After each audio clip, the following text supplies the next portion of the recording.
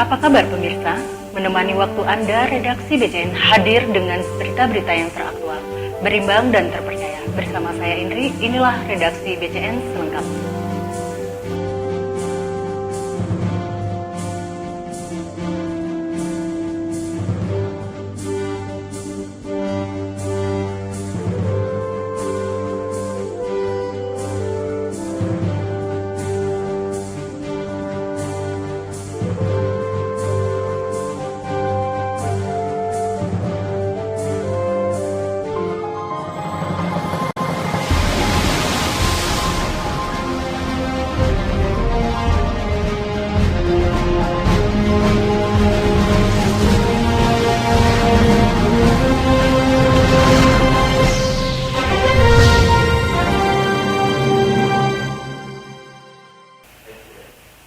Menjelang event Akbar NTQ pada Juni mendatang, pemerintahan mulai melakukan penertiban kendaraan yang berada di atas jembatan Barelang.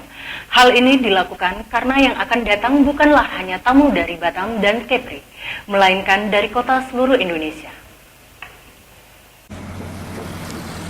Keinginan pemerintah untuk menata salah satu ikon kota Batam yaitu Jembatan 1 Barelang agar lebih bersih dan lebih tertib agaknya tidak main-main.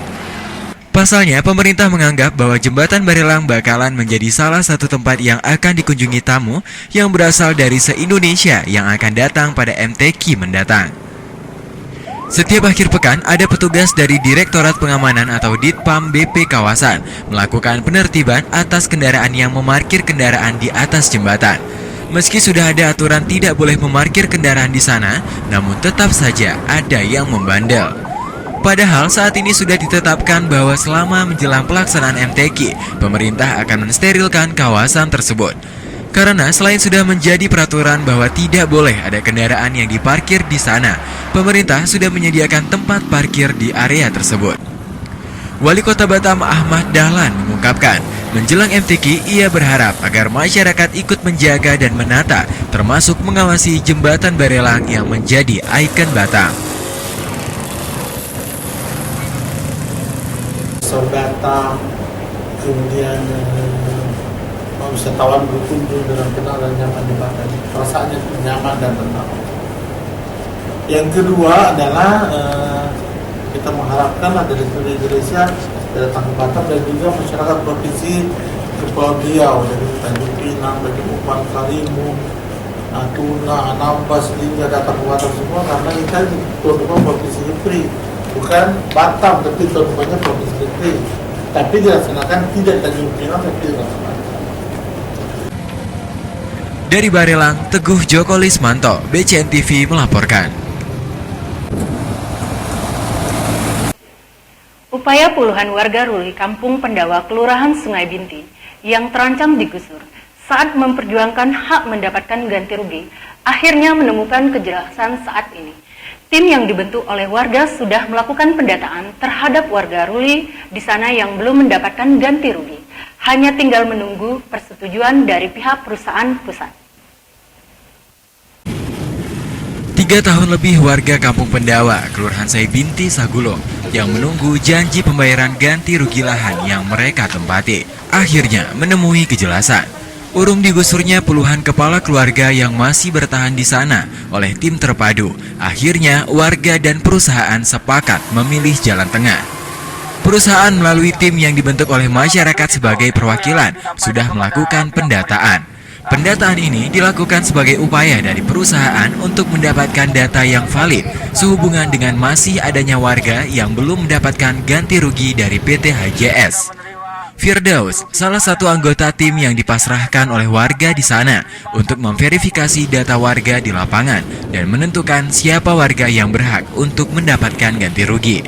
Kalau dengan perusahaan masyarakat di Sungai Binti itu sampai hari ini, itu kemarin terakhir setelah turunnya tim terpadu, kita menolak gusur paksa itu karena informasi yang disampaikan oleh tim perusahaan kepada pihak perusahaan yang dilaporkan kepada pihak Pemko setempat dengan tim terpadunya itu salah, keliru. Mereka melaporkan bahwa masyarakat sudah menerima ganti rugi sehingga bandel tidak mau digusur dan harus diturunkan tim gusur paksa.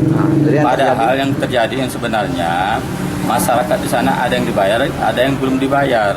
dari berapa itu Bang semuanya? Itu semuanya itu terakhir kita sudah klarifikasi ulang dengan perusahaan, ada sekitar 71 kakak Yang belum ya? yang belum dibayar. Firdaus mengatakan, di balik usaha warga yang ingin mendapatkan haknya ini, sebenarnya warga tidak menginginkan sampai turunnya tim terpadu untuk menggusur mereka. Warga siap pindah secara swadaya, sepanjang apa yang seharusnya menjadi hak mereka diberikan oleh perusahaan.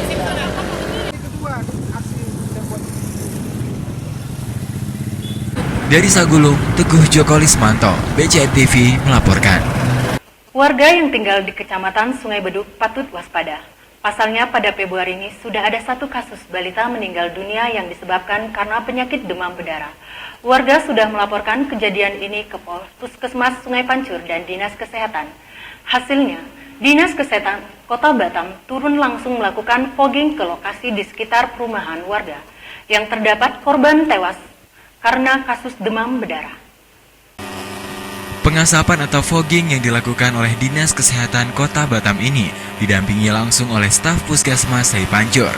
Sebanyak 3 unit alat pengasapan sudah disiapkan untuk melakukan pengasapan di Blok O, Perumahan GMP, Kelurahan Duri Hangkang, Sebedok. Pengasapan ini dilakukan karena Dinas Kesehatan Kota Batam sudah menerima laporan dari warga yang sudah memberikan informasi ke Puskesmas Sungai Pancur. Di lokasi fogging, seorang staf dari Dinas Kesehatan Kota Batam langsung turun ke lapangan memantau pengasapan tersebut. Puluhan warga di sana juga melihat secara langsung pengasapan yang dilakukan petugas. Di beberapa lokasi seperti gudang kosong dan bekas galian yang digenangi air menjadi sasaran fogging. Sebelum fogging dilakukan, warga di sana sudah diberikan pengarahan melalui selebaran yang dibagikan yang berisi informasi bahwa hari itu akan dilakukan fogging. Fogging ini dilakukan sebagai bentuk respon Dinas Kesehatan terhadap laporan warga soal adanya korban tewas karena DBD.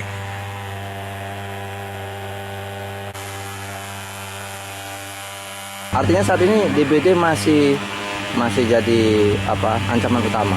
Masih, karena itu perilaku masyarakat dan tidak merubah kesehatan lingkungan tidak dijaga oleh masyarakat. Fogging ini tidak menjamin bebasnya demam berdarah.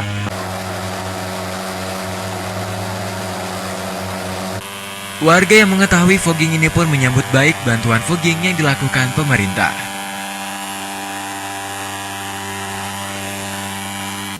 Iya, kami ada kasus DBD, kami lapor ke Puskesmas, Bu Yayat tadi kan, Bu Yayat turun survei. Hari ini meninggal, besok Bu Yayat turun survei, kita keliling survei. Akhirnya Bu Yayat laporan ke dinas. Dari Sebeduk, Teguh Joko Lismanto, BCN TV melaporkan. Ya, pemirsa, sesaat lagi kita akan menyimak informasi tentang perkembangan kasus bayi yang tertukar di klinik Hervi. Kami akan kembali setelah jeda iklan berikut ini.